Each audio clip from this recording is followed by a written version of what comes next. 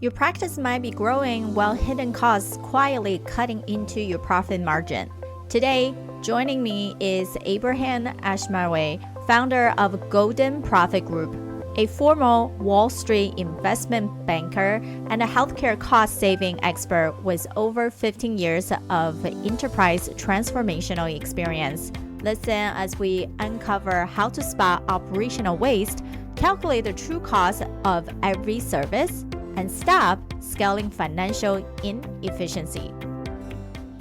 Healthcare entrepreneurs, are you ready to rewrite the rules for your business so you can have more time off, a great team, and more income while creating a positive social impact? Then you are in the right place. Welcome to The Provider's Edge. I'm your host, Sabrina Runbeck. I'm a provider, an international peak performance keynote speaker, and a best-selling author. Let's open the gateway to profitability for you today. My guests and I help healthcare entrepreneurs and startup founders like you break through barriers so you can control your business, control your life, and control your future. This is your defining moment to be a disruptor in healthcare. Before we jump into today's interview, I wanted to share something might be very useful for all of us who are visionaries, whether you are a founder that just launched your company or you are a student or clinician who has a new idea that want to see if the market really care for it. Come to our Hot or Not Pitch Diagnostic Lab, where you are presenting 2 minutes of your pitch of any idea that you had in the health, dental, and wellness space in front of our clinicians, operators, and investors. Each month there is a different theme. So go to luma.com/health board advisors so you can check out each month's theme. We look forward to hearing all of your amazing ideas. Today we have Ibrahim Ashmawey, who is the American's leading expert in cost-saving strategies for healthcare practices. With over 15 years of experience in enterprise transformation, Ibrahim has helped medical organizations across the country recover millions in lost profit by uncovering inefficiencies hidden in the plain sight. As the founder of Golden Profit Group, he brings a result-driven approach that blends deep financial insights with operational precision. He was born in Washington, D.C. and currently based in Orange County, California. Abraham holds a degree in electrical engineering from the University of Michigan Ann Arbor. He began his career on the Wall Street as an investment banker before shifting his focus to helping healthcare practices thrive. And beyond the business, Abraham is a published author and a filmmaker whose work explores the themes of purpose, personal development, and human condition. His unique combination of technical expertise, financial acumen, and creative expression makes him a rare and dynamic voice in both the healthcare space and creative industry. So glad you're here. We connected a bit time back and really talking about that profit first.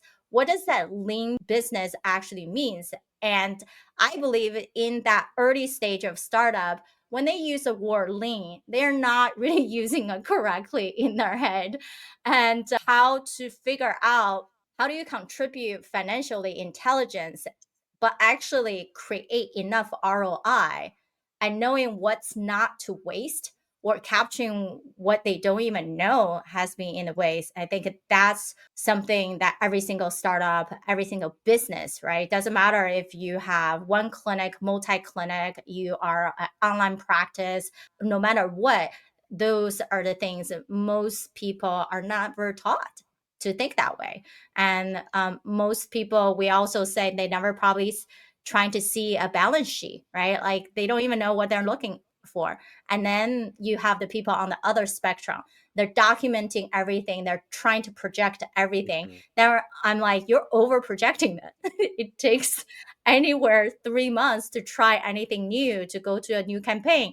There's no way that you're launching one clinic this Right. month and you're starting to launch another one next month. It's just not practical, right? So I'm so excited for us to be here, for you to shine some lights into when they just start a business, right? In that first couple years, what do they need to pay attention to? What are the bleeding costs?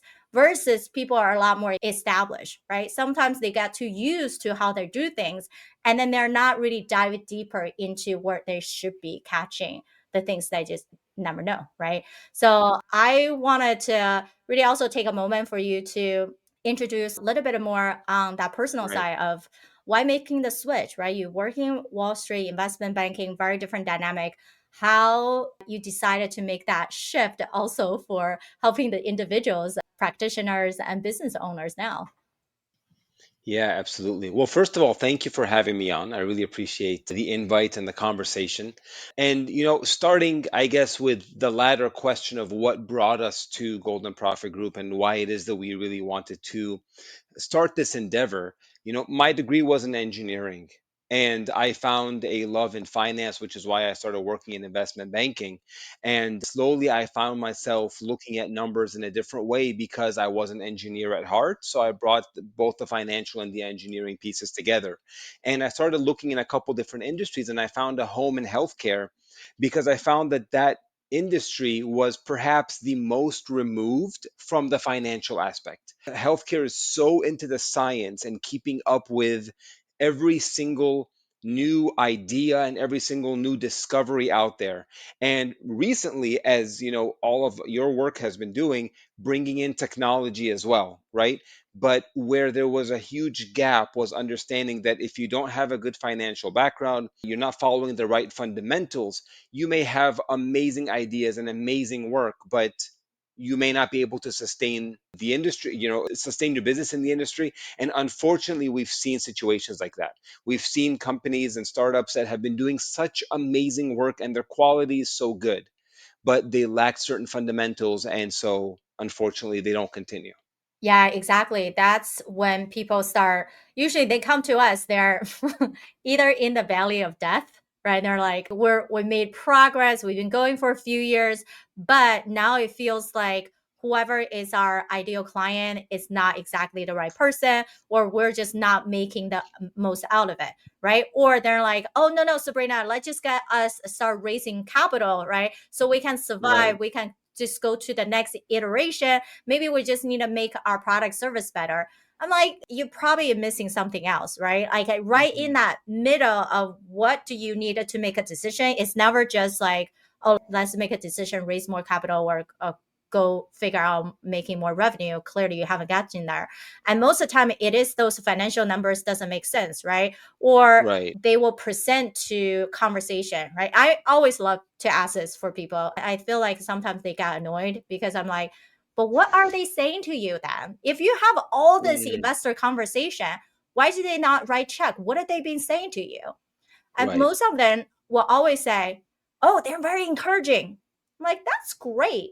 But underlying that polite note, there's some things you're not sharing with them. You're creating unclarity, or whatever the number doesn't make sense. Now they're creating even more question mark.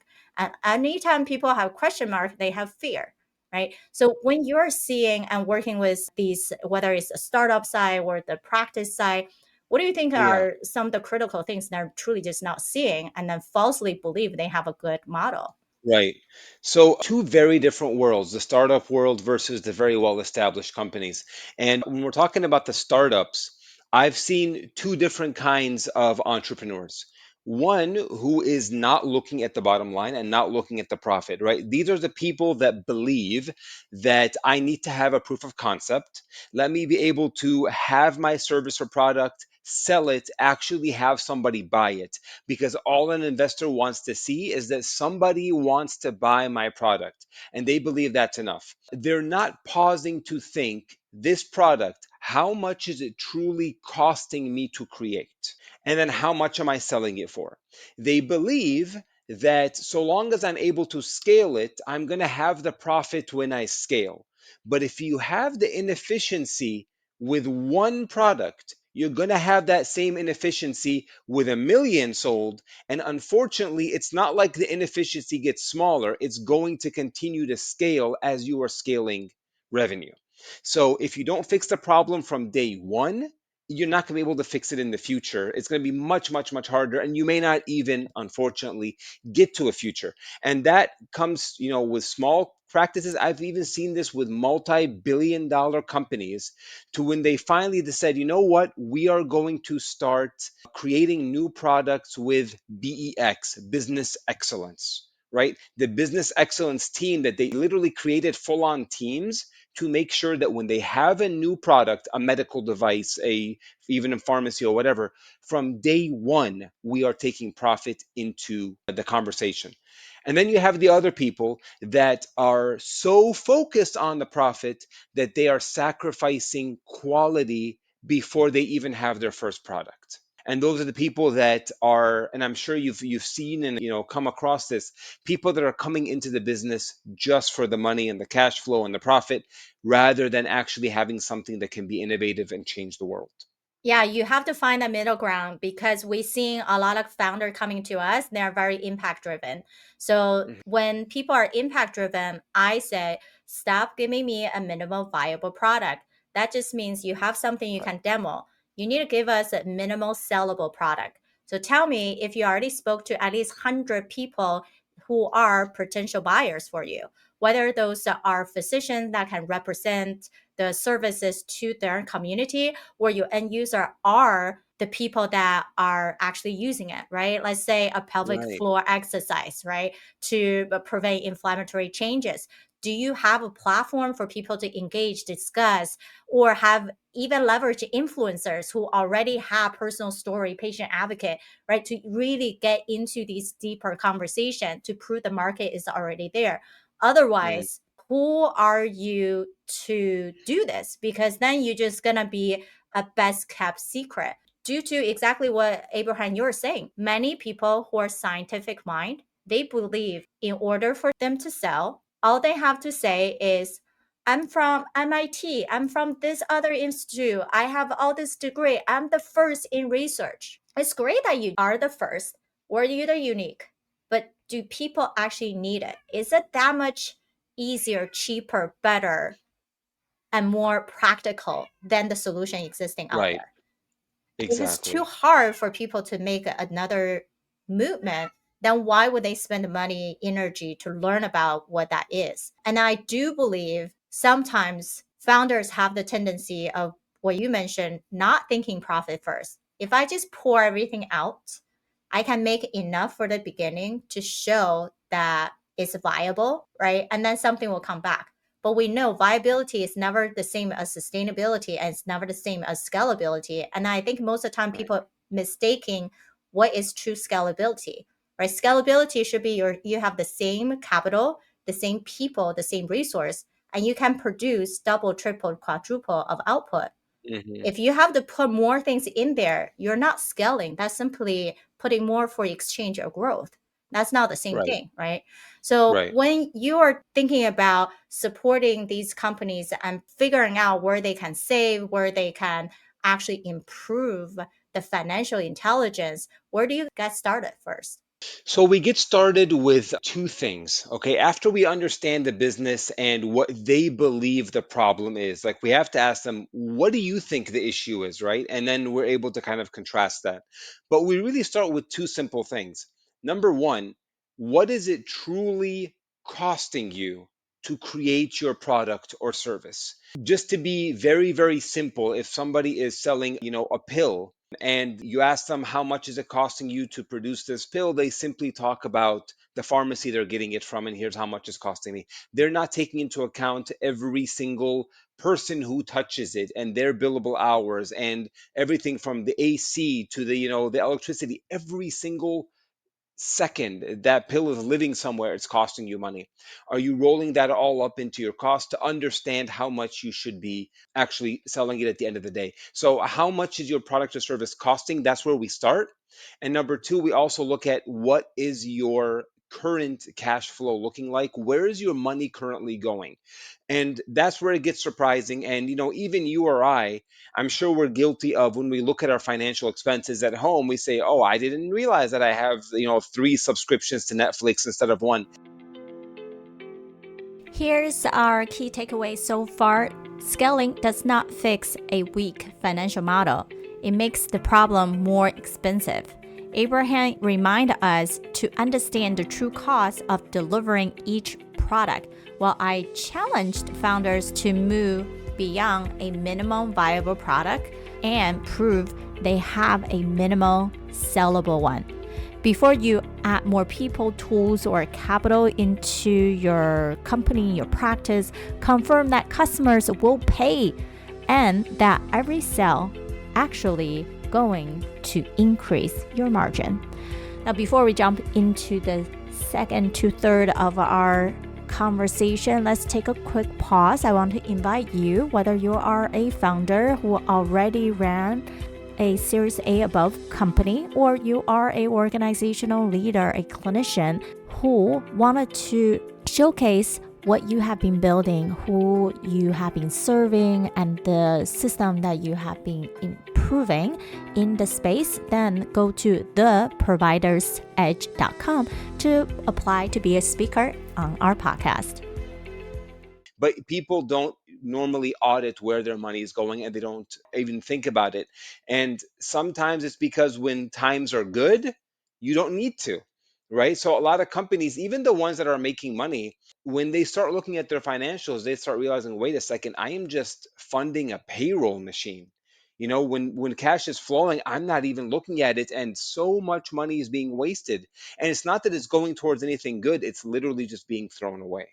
Oh, yeah. Knowing where things are going and leaving you, and then be able to have that honest check in with yourself, Right. right? And sometimes I feel like people over project that as well, right? They thought, oh, I really need three people to do this.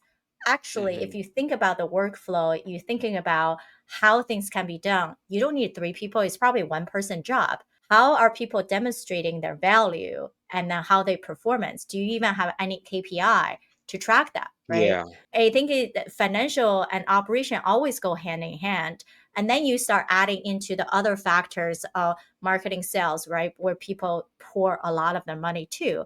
And we're like, well, do you even know the conversion truly, right? If your sales arm is actually converting really well, why would you need to do so much more front end work, right? Right.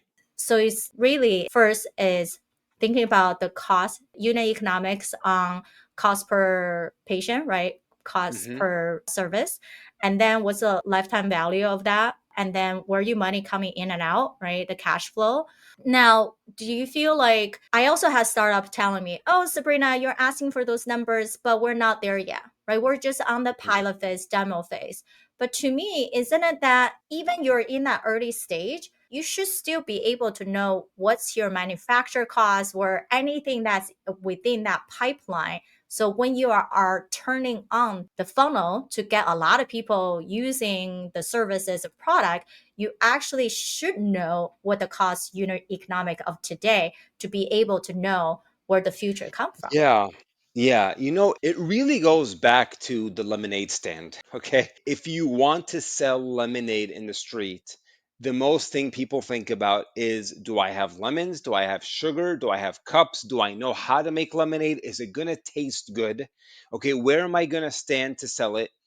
The last thing they think of is, how much is all this costing me? And if it's costing me X and I make this many cups, how much can I sell each one for? And here's the biggest one: if I want to make a profit, my markup, is anyone really going to buy that, or is it too much? Every single time, my kids made lemonade stands, I had to show them that this was fantastic, this was great, but you lost money, right? It cost you more to make it than it did for you to sell it, and we're not even counting your time and effort and any of that stuff. So it just goes back to fundamentals, which kind of begs the question. And you work a lot with startups and entrepreneurs who really want to, a lot of them are just brilliant, brilliant minds, right? And they really do have good ideas and good products that could change the world for a better place. There's no question about that. And I think what's amazing about what you do is that you take that and you help it make it a reality so that the world doesn't miss out on these great ideas and great inventions. What's amazing to me though is that when I pry and when I push as to like, why are you guys doing it in this way, or why haven't you thought of this, I do hear a lot of the things that even you mentioned of, well, I'm selling myself, right? I came from MIT or I came from Harvard. I'm not selling my product, I'm selling myself. And when I pry into, well, who told you that you can just sell yourself? Unfortunately, a lot of it is they're getting information from incorrect sources, right? There's not that solid core of knowledge on how to run a business. They're not reading books, they're not going to business classes, they're learning a lot of it online with certain just catchphrases like sell yourself, or the most important thing is the marketing, or the most important thing is the product. If the product is good, everything else will fall in place. The whole build it and they will come mentality, which is just not reality. It's not really how the world works. Exactly. And think healthcare in itself make you think that way, because if you think about all of us who are clinicians, we train for years after years. And when you graduate, you're hoping that you're signing to a facility, a hospital, and they take care, right? You show up, the patient just in front of you. Yes, we're gonna Right. have overbooked issue, right? Because there's no matter what, there's a shortage. As the senior generation retired, there's not enough upcoming. I have plenty of people that I know that teach in med school and saying plenty of them, once they finish residency, they're not going to practice medicine. So we have Mm, this not enough for sure. So then people have the false belief of, well, if I'm there, I have the reputation, I'm locally available, people are just going to come to us. But in business, right. it's never that, right? In business, we know, yes, there's a trust factor for you as a founder, the trust factor of your company as a reputation. If you have the brand, the knowledge and trust, awesome. But if your company has not really demonstrated, then why would people go to you, Mhm, right? Just mhm, yourself is not enough.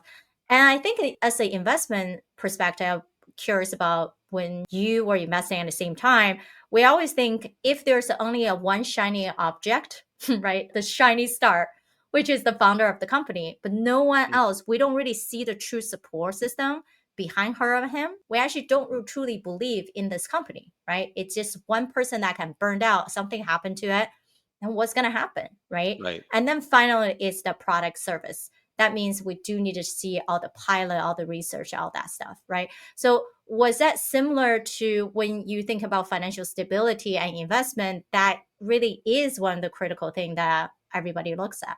Yeah, especially when you're investing in startups and in companies that want to go public, right? The IPO process is incredibly rigorous. It's perhaps the most rigorous process on Wall Street, as you can imagine. And a lot of it there is the people, but you would be surprised as to how much of it lives also in spreadsheets, right? So, yeah, they look at the product. And yes, they look at the people and they look at technology. The technology is huge. Like, how much are you utilizing what technologies, etc. But if the numbers don't work, there's no amount of, oratory magic that, an entrepreneur can do. There's nobody who can do a Steve Jobs presentation and still win people over. Because at the end of the day, we're talking about cold, hard cash.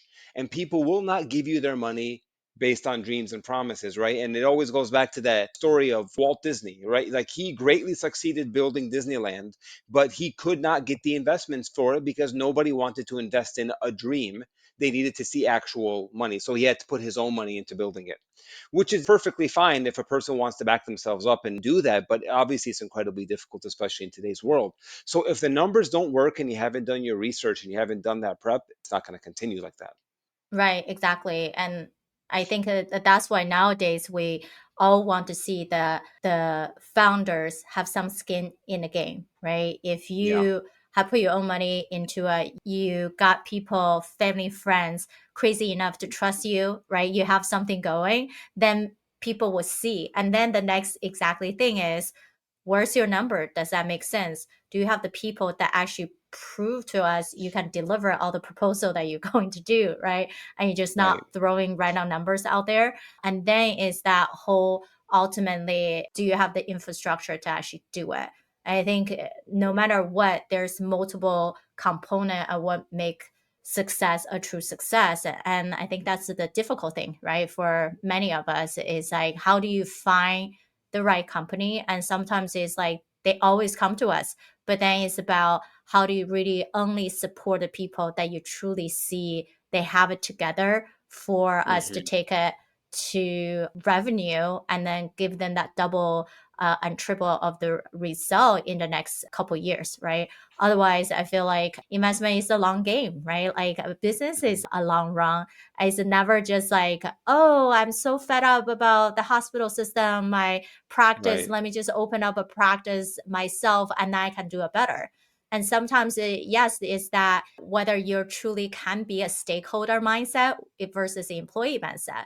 But then Right. there's so much to be learned in the process. And I think that's why people needed to come to you, even as their early stage, right? To think about what's the fundamentals of you have to allow yourself to win first, put a small percentage of profit, make sure there's set up. And then how do you then expand and save yourself from all the expenditures, right? What are the right way to write all the costly payrolls, right? And then all the other insurance things that come into play as people are growing. So as we Right. wrap up, there's so much that can be said. What would you say is a major takeaway people should keep in mind? I would say two things to take away as just people are thinking about the future. Number one, know how much your product costs and make sure that you're capturing every single one of your costs. You're saving yourself a lot of heartache in the future. The second thing is in today's world, especially with rising costs for practices that are ultimately leading to smaller practices being absorbed by larger ones, etc., you need to be able to adopt new technologies 100%, but they be conscious of the fact that they can be double-edged swords. And we can talk for hours about technology, but if you don't adapt to new technologies, you will be left behind. But as you adapt them, be sure that they are bringing you value rather than just being yet another expense that you're paying for.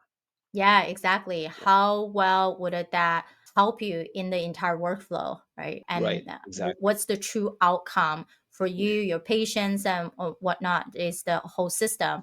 And how would you justify for using it? Right. Because no matter what, every single technology, there's a learning curve. And then we have to give ourselves some grace period to learn it in order to make things better, right? So if you have to put in the effort, then what's the best thing? Yeah. Yeah, we've seen practices and companies literally go under because of this. One company, it was a dental group. They had seven different platforms all doing the exact same thing, but they just weren't tracking how many technologies they're bringing on. Now, they needed it, but they weren't even utilizing them correctly. So it's something that you need, but you need to be very wary of how you're doing it. All right, here is the critical point. Strong revenue can still hide weak operation, wasted payroll, and tools no one fully uses. Abraham reminds us that founders must know their cost per product, customer, or service, and investors will not overlook numbers that fail to make sense. Your vision might open the door, but clear financials, the right team, and the workable infrastructure prove your company can deliver. Now, for all of you that are listening, come to join us at our next Pitch Tank event. July's theme is wellness and nutrition. August is focused on biotech and clinical trials. September, we are looking at men's health, and October will be on mental health, and November is focused on women's health. As we are proceeding to each month, there will be a new theme repeating. So we would love to hear your ideas and making sure that they are truly sellable If you already have a revenue generating idea, waiting to get more pilots and funding, then this is definitely the room that you need to be, so we can help you to quickly get to that contract and convert it into a deal. Perfect. Thank you so much for all the knowledge, all the share. How would people best find you when they wanted to have further conversation? Yeah, so our company is Golden Profit Group. We're at goldenprofitgroup.com, and we're on all the socials as well under my personal name. Awesome. Yes, check out everything that Abraham has been sharing, and we can't wait to hear from you guys. What are the areas that you see your own organization or startups could be saving and then not well adapting all the tools and could be having a better infrastructure so you can truly be profit first and be intelligent about how your financial is working for you instead of putting a lot more financial just to keep up with everything that's going on. So everybody, whether you have subscribed to us, watching it, please comment below, and we look forward to supporting you in the future. Today's conversation brings innovation back to financial reality. Growth does not fix weak margins, unclear costs, or a product the market is not ready to buy. Abraham showed us why founders must understand the true cost of delivery, validate demand, and make sure every new tool, hire, and investment creates measurable value. Before you scale, make sure you are building a stronger business, not simply making an expensive problem bigger. Here are the key learning points from today. Number 1, scaling will not fix an unprofitable product. Many founders assume higher sales value will eventually improve weaker margin. But when every sale carries the same inefficiency, growth multipliers the loss instead of correcting it. Before investing in customer acquisition or expansion, founders need to understand the full cost of delivering each product or service. Growth only creates leverage when the underlying business model already works. Number 2, building a minimum sellable product, not just a minimum viable product. A product can function well and still fail to attract paying customers. A minimum viable product provides that the idea can work, while a minimum sellable product provides that buyers understand its value and will pay for it. Founders need direct conversation with real buyers before adding more features or spending heavily on development. Market interest must be validated through action, not compliments. Number 3, calculate the complete cost of delivery. The true cost of a product, including more than manufacturing, software development, or material.